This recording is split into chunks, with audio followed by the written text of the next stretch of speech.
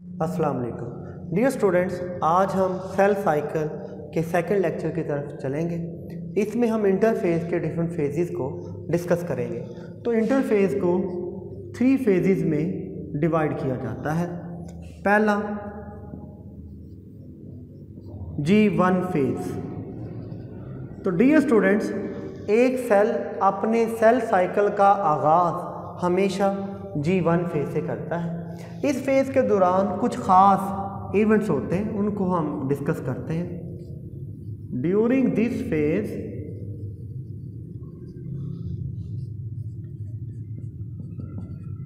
Cell increases protein production. इस phase के दौरान सेल प्रोटीन की प्रोडक्शन में इजाफा करता है, क्योंकि जब प्रोटीन मिलेगी तो सेल ग्रो करेगा। Similarly cell increases supply of its organelles. Cell organelles की तादाद में इजाफा करता है, क्योंकि बेसिकली एक सेल ने अपने जितने भी काम करने होते हैं वो इन ऑर्गेनेलिस के ज़रिए करवाता है। स्पेशली माइटोकॉन्ड्रिया एनर्जी प्रोडक्शन के लिए, ribosomes for production of protein. Third, इस फेज़ के दौरान सेल ग्रोज इन साइज। जब सेल अपनी प्रोटीन की प्रोडक्शन और ऑर्गेनेलिस की तादाद में इजाफा करता है तो इसके बाद सेल के साइज में आहिस्ता आहिस्ता इजाफा होना शुरू हो जाता है। And at the end of G1 phase cell ऐसी एंजाइम्स बनाता है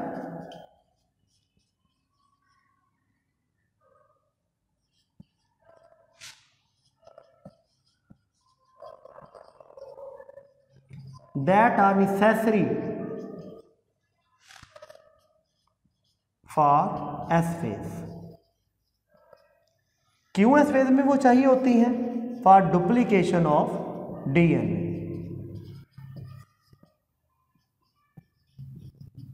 तो ये था ऑल अबाउट G1 फेज, जिसे हम फर्स्ट गैप भी कहते हैं। तो नेक्स्ट इंटरफेज का फेज है S फेज। एस फेज को सिंथेटिक फेज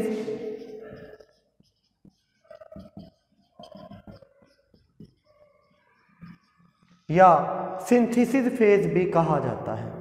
इसे हम सिंथेसिस फेज क्यों कहते हैं? क्योंकि इस फेज के दौरान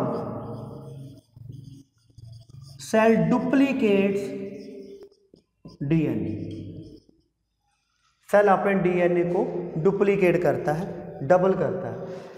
जैसे एस फेज का आगाज होता है, क्रोमोसोम सिर्फ एक आर्म पर मुश्तमिल होता है, लेकिन आफ्टर एस फेज, जब वो एस फेज के दौरान गुजरता है तो क्रोमोसोम की डुप्लीकेशन हो जाती है, जिसके लिए पहले डीएनए की डुप्लीकेशन होना ज़रूरी है, क्योंकि क्रोमोसोम डीएनए और प्रोटीन का बना होता है। तो जब एस फेज से सेल गुजरता है तो इसका क्रोमोसोम डुप्लीकेट हो जाता है। अब वो 2 आर्म्स पर मुश्तमिल होता है। इन आर्म्स को हम कहते हैं क्रोमेटिड्स। और चूंकि ये दोनों क्रोमेटिड एक ही क्रोमोसोम के हैं, इसलिए हम इन्हें कहते हैं सिस्टर क्रोमेटिड्स। अगर ये 2 डिफरेंट क्रोमोसोम के हो जाएं, जैसे हम इस डायग्राम में देखते हैं,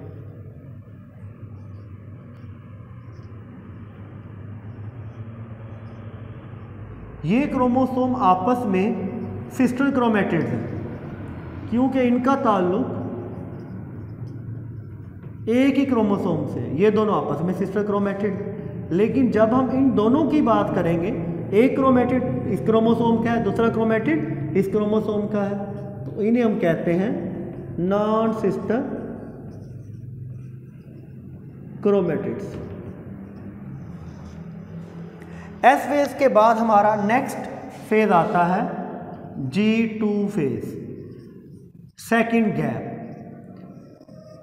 इसके दौरान सेल अपनी ग्रोथ में, अपने साइज में इजाफे को कंटिन्यू रखता है और साथ साथ ऐसी प्रोटीन बनाता है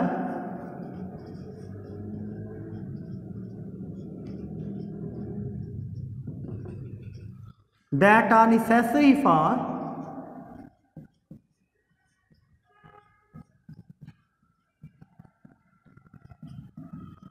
production of spindle fibers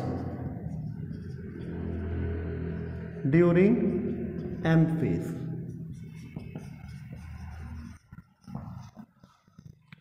G2 phase के साथ ही हमारा इंटरफेज ख़त्म हो जाता है। इसके बाद हमारे सेल साइकिल के दूसरे बड़े फेज M फेज का आगाज हो जाता है। M फेज के दौरान सेल डिवाइड होता है एंड प्रोड्यूसेस डॉटर सेल।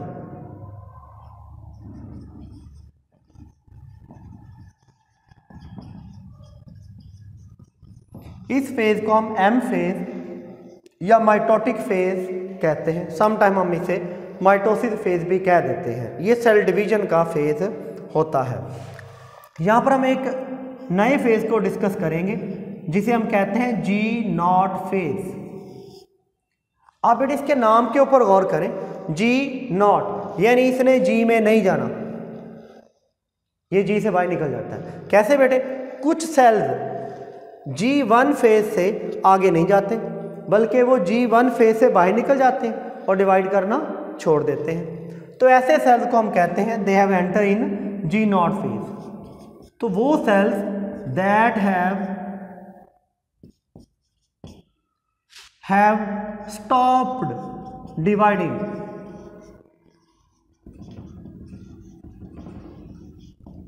वो सेल्स जिन्होंने डिवाइड होना छोड़ दिया है, they enter a state of rest, state of क्वीसेंस।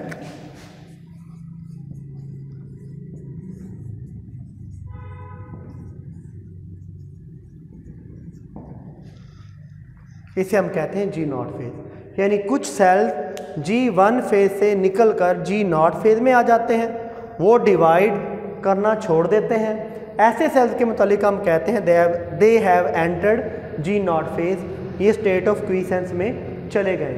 अब याद रखें तमाम सेल्स जी नॉट फेज में नहीं जाते। मसलन cells of liver and kidney,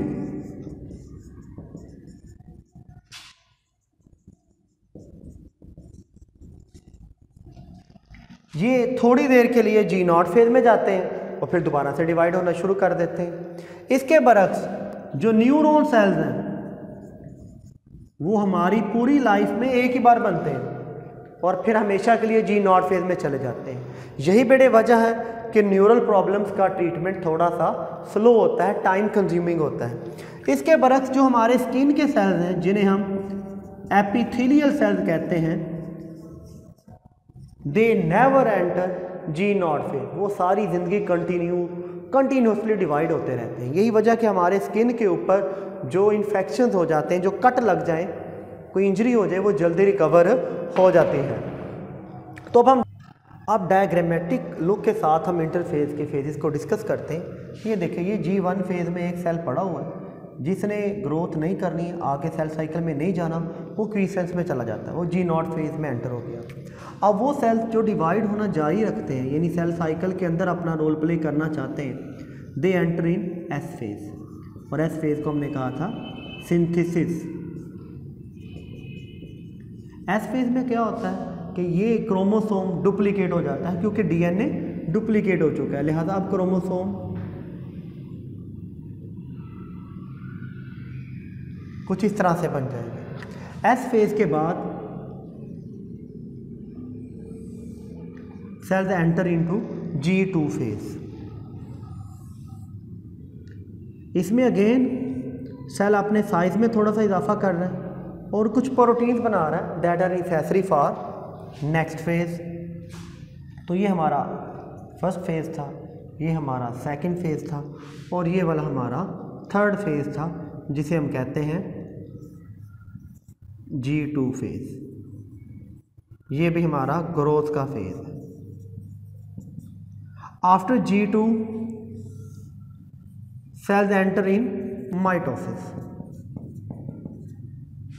mitosis अब इन सेल्स के अंदर होगी। अब माइटोसिस के नतीजे में जो न्यूक्लियस है सेल का वो दो हिस्सों में डिवाइड हो जाएगा।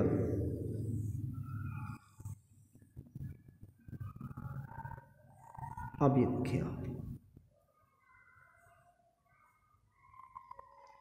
इस तरह से। अब आप ये देखिए ये जो जेनेटिक मटेरियल है क्रोमोसोम है वो 2 सेट्स में डिवाइड हो चुका है। यहाँ पर माइटोसिस पूरी हो चुकी है। अब इधर क्या होगा, अब यहाँ पे हमारा नेक्स्ट स्टेप होता है जिसमें साइटोकाइनेसिस होती है। इसको हम नेक्स्ट आगे डिटेल में याद करेंगे। Cyto stand for cytoplasm and kinesis में डिवीजन, यानी अब न्यूक्लियस के डिवीजन के बाद साइटोप्लाज्म भी 2 हिस्सों में डिवाइड हो जाएगा। इसके नतीजे में 2 सेल्स बनते हैं जिन्हें हम कहते हैं डॉटर सेल्स। तो इस तरह से ये हमारा सेल साइकिल कंप्लीट हो जाता है। तो इसमें आप देखें G1 फेज़ था, जिसने डिवाइड करना है वो आगे S फेज़ में चला गया, जिसने डिवाइड नहीं करना वो G0 फेज़ में चला जाता है। तो इसके साथ ही हमारा आज का लेक्चर एंड हुआ। Good bye.